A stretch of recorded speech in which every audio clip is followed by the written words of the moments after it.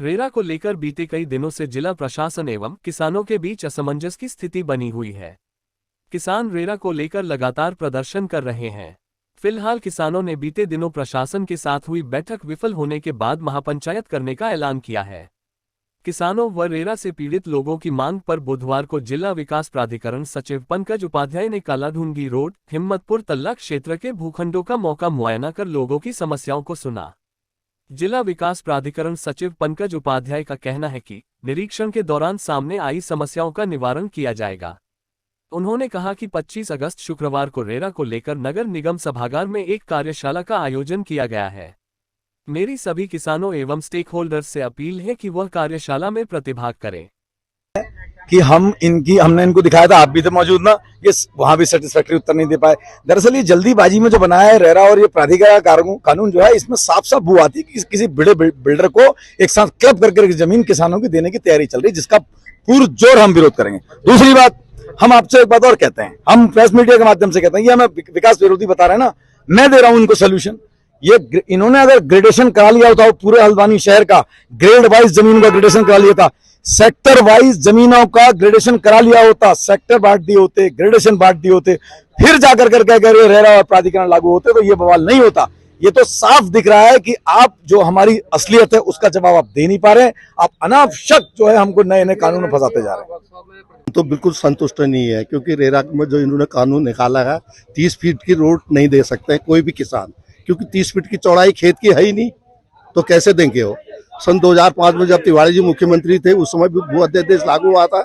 हमने कहा था, उस समय तिवारी जी के पास गए थे हम, 18-19 ग्राम प्रधान, हमने तिवारी से कहा था, यदि आप इसको वापस नहीं लेंगे तो पूरे पानी के टैंकियों में जहर घोल दीजिए और सबको मार दीजिए, क्योंकि हमको ना पानी मिलता, ना वहाँ खेती होती है, पथरीली जमीन है, हम बेचेंगे नहीं तो क्या करेंगे, कैसे अपने बच्चों का गुजारा, कैसे पढ़ाई लिखाई करेंगे, कैसे शादी ब्याह करेंगे। तो तिवारी जी ने टोलिया से मुख्य सचिव उनको बुलाया पटल में, उसी समय रात 12 बजे वापस ले लिए। देखिए, जो रेरा के परिप्रेक्ष्य में पिछले दिनों से हम यहाँ धरना भी दिया और मीटिंग भी हुई, चौपाल भी लगी, तरह तरह की बातें आ रही, तो हमने अधिकारी से निवेदन किया था कि आप साइड में आके मौका देखिए। तो आज हिम्मतपुर तल्ला में हमने इनको कम से कम अभी तक 20-22 भूखंड दिखाए, जिसमें किसी भी चौड़ाई 30 फीट 35 फीट से ज्यादा नहीं है, और कई जगह 30-40 फीट 50 फीट है, 4-4 भाई हैं उसमें। तो 1-2 लोग जिसमें क्वालिफाई कर रहे हैं, जिसमें रास्ता बन सकता है, और कोई भी ऐसी जमीन नहीं है जहां पर 30 फीट का 25 फीट का रास्ता निकाल के कॉलोनी या घर बचे जाके। तो हमने अधिकारी को दिखाया, मैं उम्मीद करता हूं उनसे कि इस तरह की रिपोर्ट शासन को भेजेंगे, और रेरा के लिए जो यहाँ लागू करने की बात हो रही है उसको वापस करेंगे। हम जो स्टेक होल्डर्स हैं उनके साथ बैठक हुई थी नगर निगम में, बहुत सारे विषय आए थे। कुछ लोगों ने अपने नाम और नंबर भी दिए थे कि हमारी जो ग्राउंड पर देखें, हमारी छोटी यूथ है, पतली यूथ है, इन चीज़ों ग्राउंड पर देखा है। कहीं कहीं समाधान दिखाई पड़ता है कि अगर थोड़ा सा प्रयास करते समाधान हो सकता है, कहीं कहीं वास्तव में दिखाई पड़ रहा है कि 1 बीघा 1.5 बीघे की उनकी जमीन है, उसमें भी अगर 4-5 टुकड़े करके काटते हैं तो उनको दिक्कत हो सकती है। तो दोनों चीजें हैं, मिक्स है, समाधान होने लायक स्थितियां भी हैं, कहीं कहीं समाधान न होने की स्थितियां भी हैं, कहीं कहीं विकसित जगहें हो चुकी हैं जिसमें से आधी संपत्तियां बिक चुकी हैं, आधी बची हुई हैं। तो हर प्रकार की स्थितियों को हमने देखा है, कहाँ पर कैसा समाधान हो सकता है उसके संबंध में हम निश्चित तौर पर एक रिपोर्ट तैयार करेंगे। आगे हमारा 25 तारीख को रेरा के साथ वर्कशॉप है, जिसमें सभी स्टेक होल्डर को मैं आमंत्रित करता हूं, मीडिया को भी आमंत्रित करता हूं। हमने जो सभी आर्किटेक्ट, ड्राफ्टमैन और सिविल इंजीनियर्स को बुला रखा है। तो हमारा प्रयास है कि सभी लोग बैठें, सभी लोग शहर को बहुत अच्छी तरह जानते हैं। अभी तक जो विकास हो चुका है उसमें बहुत सारी कमियां रही हैं, उसको धीरे धीरे सुधार करने का प्रयास किया जा रहा है।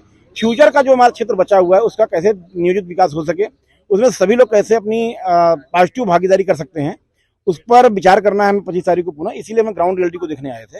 और बाकी नहीं, देखिए, रेरा कानून के विषय में कहना सूट नहीं करता है, प्राधिकरण सूट नहीं करता है, ये एकदम गलत है। रेरा के कुछ मानक है जिससे किसी को समस्याएं हो सकती हैं, कहीं कहीं प्राधिकरण के मानकों में शिथिलीकरण देने की व्यवस्थाएं भी ऑलरेडी हैं। तो ये सारी परिस्थितियों को देखने के बाद ही कुछ निर्णय हो पाएगा, और कोई ऐसा मानक नहीं होता है जिसमें 2-4 लोगों की जिन्हें समस्याएं न आ जाएं। लेकिन पूरे अगर शहर की हम शहरीकरण की बात करें, फ्यूचर डेवलपमेंट की बात करें, जिस प्रकार से शहर बस रहा है, गोलापार क्षेत्र का नया विकास हो रहा है, हल्द्वानी का जो सराउंडिंग एरिया है, लामा चौड़ की तरफ का एरिया है, ये सारे बस रहे हैं। तो अगर ये भी पुराने ढर्रे पर ही बसते रहे, जिस प्रकार से आज से 20 साल पहले पतली पतली रोडें बनी, लोगों ने कॉलोनियां बनाई, उसमें उसके बाद लोगों की बाइक हुआ करती थी, साइकिल हुआ करती थी। आज हर घर में 4 व्हीलर है, किसी के घर में 2-2, 3-3 4 व्हीलर है। यहाँ तक कि ऐसी कॉलोनियां बनी हुई हैं जिसमें कि 2 गाड़ी एक साथ जा ही नहीं सकती। तो निश्चित तौर पर जो 2 मानक हैं, छोटी दूरी का 100 मीटर तक की दूरी की कोई कॉलोनी अगर बनती है तो 7.5 मीटर का मानक लगता है, और बड़ी कॉलोनी बनती है तो 9 मीटर का मानक लगता है। तो दोनों प्रावधान है, शीतलीकरण के प्रावधान है। जनून समस्या होने पर शीतलीकरण की व्यवस्था भी पहले से ही है, लेकिन समस्या यह है कि अभी तक ये ट्रेंड नहीं रहा है कि कॉलोनियों को पास कराया जाए उसके बाद बेचा जाए। हमारा प्रयास यह है कि फ्यूचर डेवलपमेंट का एरिया जो आ रहा है उसमें ये चीज लागू हो। देखिए अभी 25% किसी भी प्रोजेक्ट में 25% शीतलीकरण देने की व्यवस्था वर्तमान में विद्यमान है। जो प्रस्ताव प्राधिकरण के बोर्ड में आए पूर्व में शीतलीकरण को लेकर के, किसी में 7%, किसी में 8%, किसी में 10% शीतलीकरण की मांग की गई और जेन्युइन प्रोजेक्ट पाया गया, उसमें शीतलीकरण देते हुए कार्रवाइयां की गई हैं। तो मैं केवल ये कहना चाहता हूं, सरकार भी, प्राधिकरण भी, बोर्ड भी, सभी इस विषय को संवेदनशील है। समस्या को समाधान करना हमारा उद्देश्य है, समस्या को देखना, ऑब्जर्व करना और कानूनी तरीके से समाधान करना, ये हमारा प्रयास है। इसीलिए हम क्षेत्र भ्रमण कर रहे हैं।